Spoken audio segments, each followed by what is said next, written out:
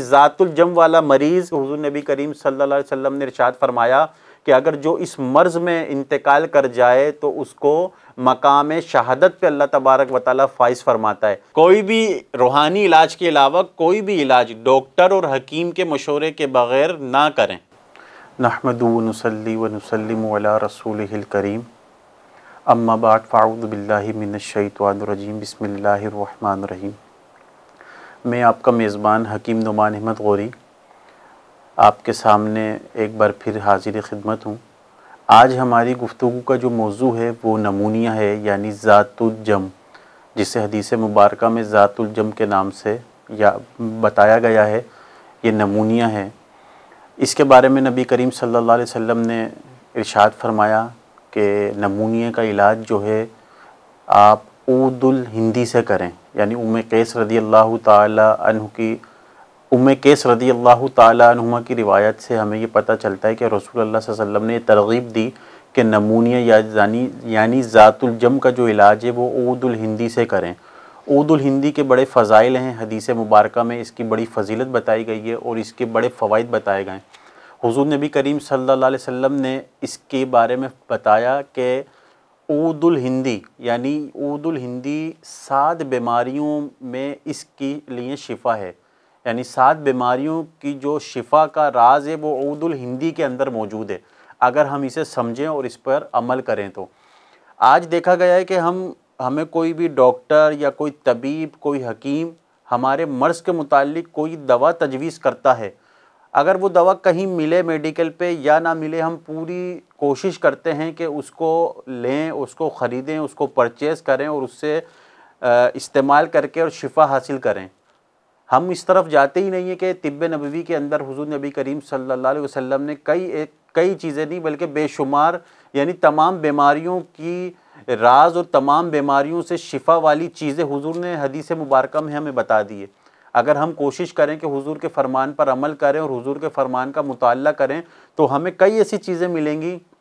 जिसे हम इस्तेमाल करके शिफा हासिल कर सकते हैं। उसमें एक ऊदुल हिंदी है। आज ऊदुल हिंदी के बारे में हम ये जानेंगे कि हुज़ूर नबी करीम सल्लल्लाहु अलैहि वसल्लम ने जो बताया इसके बारे में कि 7 बीमारियों से इसमें शिफा है। तो उस 7 बीमारियों से जो बीमारियां हैं वो कौन कौन सी हैं, उसमें से हम एक बीमारी के बारे में आज गुफ्तगू करेंगे जिसे कहा गया हदीस में ज़ातुल जम यानी नमूनिया। आज हम नमूनिया के मुतालिक गुफ्तगू करेंगे।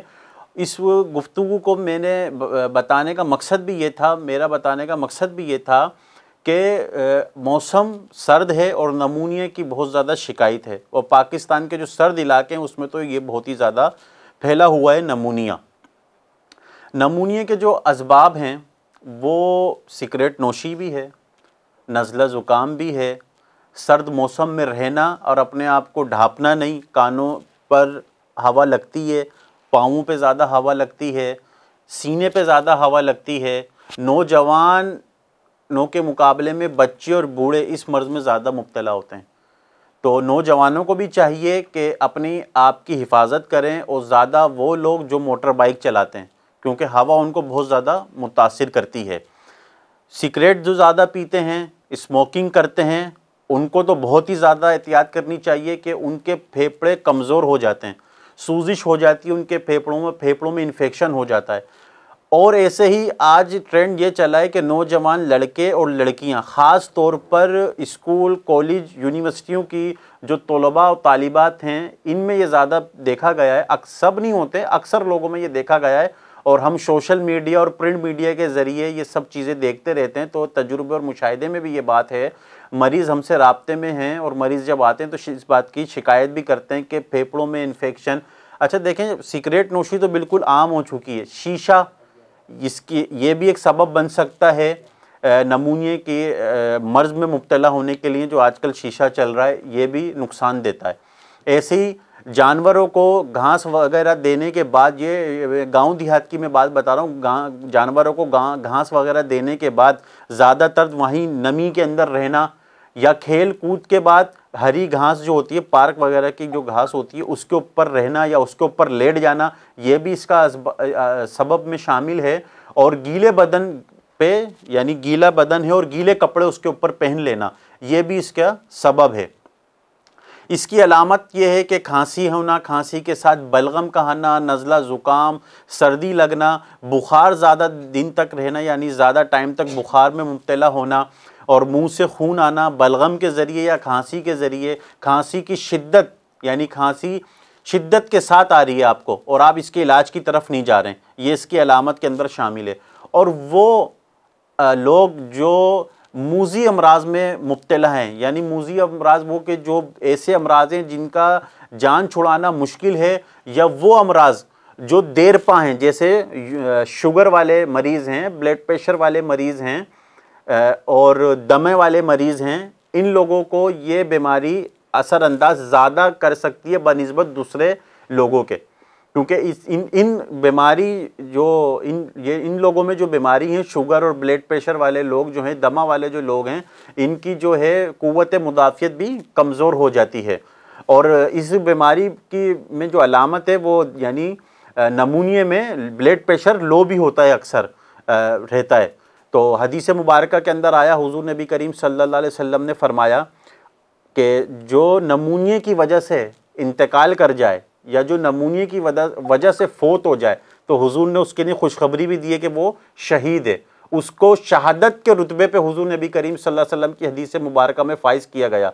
तो एक तरफ अगर वो नमूनिए वाला मरीज़ यानी ज़ातुल जम वाला मरीज़ अब उस मर्ज़ में मुब्तला है और उसकी वजह से तकलीफ़ बर्दाश्त कर रहा है, तकलीफ़ें उठा रहा है और मुश्किल तकलीफ़ें उठा रहा है, तो दूसरी तरफ उसके लिए खुशखबरी भी कि हुजूर नबी करीम सल्लल्लाहु अलैहि वसल्लम ने इरशाद फरमाया कि अगर जो इस मर्ज़ में इंतकाल कर जाए तो उसको मकाम शहादत पे अल्लाह तबारक व तआला फाइज फरमाता है, ये भी उसके लिए खुशखबरी है। तो हम सबको